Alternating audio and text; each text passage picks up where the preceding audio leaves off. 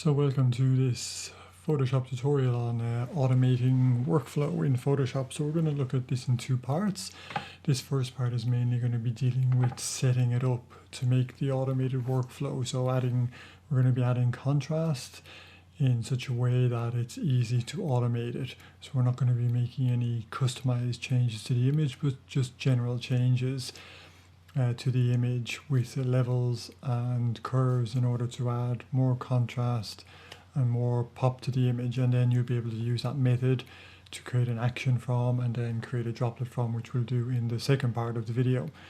So let's get started with adding the contrast adjustments. So the first thing you need to do is you need to change how the levels acts when it's being automated.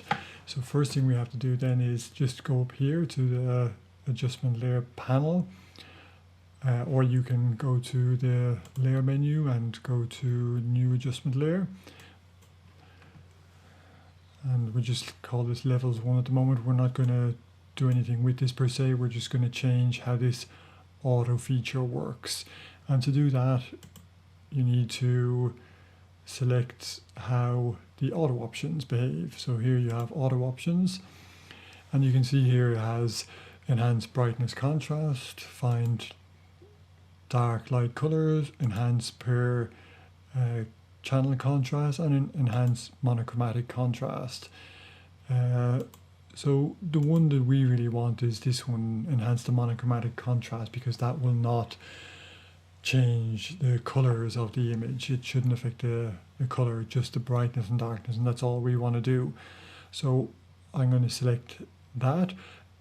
Down here you have the clipping levels that the auto adjustment will apply. At the moment it's set to 0.1, so maybe it's a good idea that we just set that a little bit smaller. So I'm going to set it to 0.05 for the shadows and 0.05 for the highlights. Clipping was just what will happen to the shadow and highlight details. So clipping means that some of the shadow and highlight details will disappear, and by setting it to 0.05%, it's a very small amount. Before clicking on OK here, you must remember we're going to save these as defaults. So we do that and click on OK. Now I'm not going to use this layer here, I'm just going to go ahead and delete it. So that's our auto option set up. And then the next thing is to look at the curves option. So I'm just going to create a curves adjustment layer. I'm going to use the adjustment panel this time. And here then I'm also going to make a minor adjustment that I want to change the curves display options. By default you'll always notice in Photoshop that it's set to light, which is 0 to 255.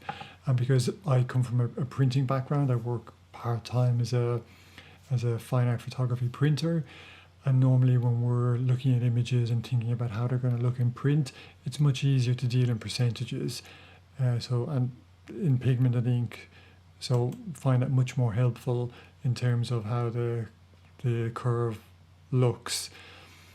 So I want to change that, and this is also very handy for making adjustments to your contrast to your images, in that when we automate it you can build in automation to adjust the contrast by 5 or 10 or 15%, and you'll see that in the second part of our tutorial. So I'm going to change that, click on OK, and now these are set up. So we're just going to look first of all at the basic. We're not going to record any action initially. We're just going to look at setting up this adjustment and what it looks like and how to do it in the proper fashion. So with this image here, nice image from a small town in Finland called Hämeenlinna. So first of all I'm just going to create the levels adjustment layer. So again we're just going to go up to this time to the layer panel and go to levels. So this is the third different way that you can create adjustment layers in Photoshop. A word on how we go about this. A lot of different editors will have their own way of editing and their own way to do the same thing in Photoshop, and this is just one way that I find useful to do it. So anyway, let's go ahead. So click here on the levels, And then we're just doing the auto adjustment. So that's the first thing, just to make the auto adjustment. Remember, it has the 0.05 clipping, so it will clip some of the shadows and some of the highlights. And then the next thing that we're adding is we're going to add a separate layer for the shadows and the highlights. So I'm going to turn off this layer first of all, and I'm going to select my background layer. That's very important to remember that. And then I want to only select the shadows or highlights for each of these, because I'm going to create a mask for the curves, a different one for the shadows and a different one for the highlights. So in order to do that, I'm going to go to my channel tab down here in the channel panel, and I'm going to hold down the control key. Now you see when I hold down the control key, a small box appears over the hand, and I need to click once where it says RGB. What that will do is that will select all the highlights. So all the values above the mid-tone grays to the highlights will be now selected. I'm going to go back to my channels menu and my layer panel, and then I'm going to create a curves adjustment layer.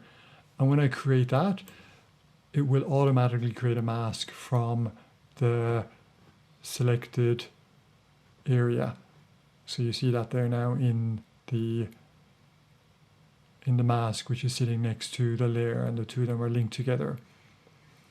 So what you can do in this case is, as well as when you're creating the mask, you can adjust the mask as well in Photoshop. You can adjust the contrast of a mask to make it select less areas or more areas, and you can do that through the image menu adjustments, and by going to, in this case we're going to go to levels. It's important that you have the mask selected, and you'll see that you'll know you have the mask selected by this here where it says curves 1 mask. Now I should have named this highlights layer so I don't get mixed up between what my layers are doing, but we'll do that in a moment.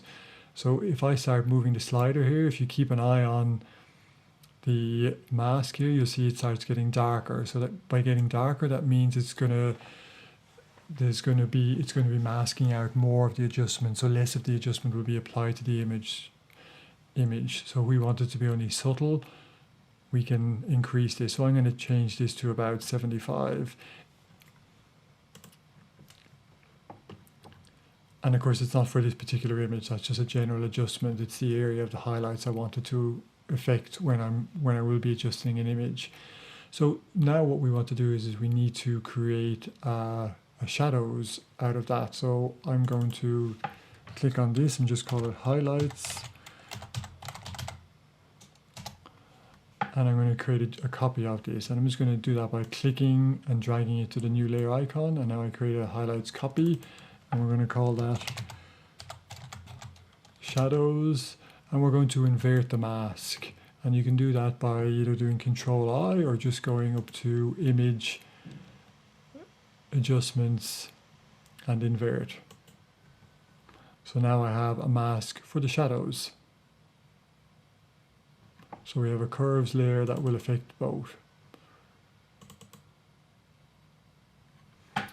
So you can see that there is a small amount of maybe crossover here, or with the shadows, it's going to affect some of the mid-tone. So again, we can adjust this mask if we want by going to Image, Adjustments, and Levels.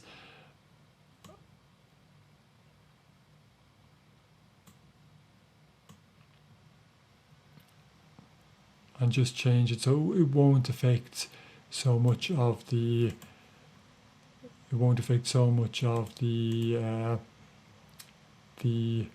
mid-tone areas. So you can see now it's only affecting those areas within the shadows. So you can tell that by this little bar just at the bottom here of the shadow areas that this adjustment will be affecting.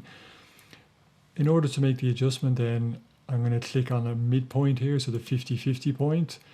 I'm just going to make this a little bit bigger because at the moment you notice we can't see our input and outputs.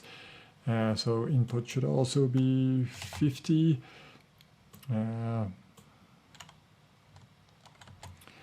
Okay, so now we've got our input and output both set at 50. So with that point selected, then what we can do is we can drag this up to darken the shadow. So you're affecting the output in that case. And that's what you're going to be doing essentially. You're going to be affecting the shadows.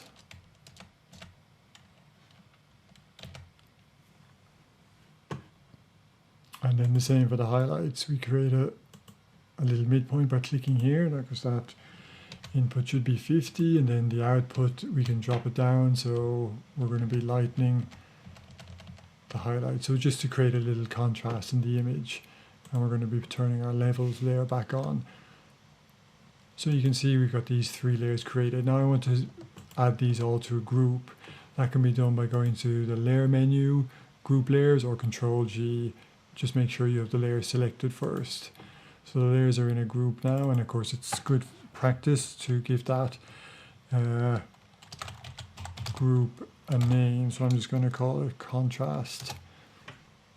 And you can see by turning it on and off that we've created that little bit of extra pop in the image, that it's now got a nice amount of contrast in it.